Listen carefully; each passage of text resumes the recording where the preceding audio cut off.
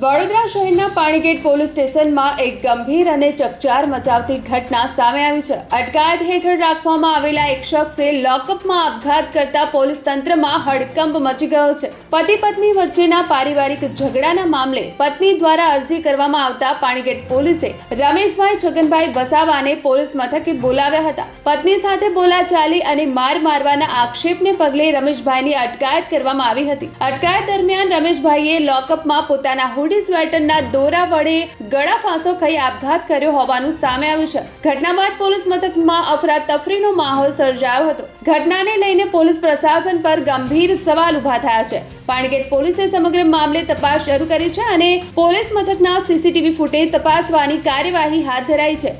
કલમ BNS 176 મુજબ આગળની કાર્યવાહી કરવામાં આવી રહી છે। ઘટનાની જાણ થતાં ડીસીપી ઝોન 3 અભિષેક ગુપ્તા, SDM સહિત ઉચ્ચ અધિકારીઓ પાણીગેટ પોલીસ મથકે પહોંચ્યા હતા।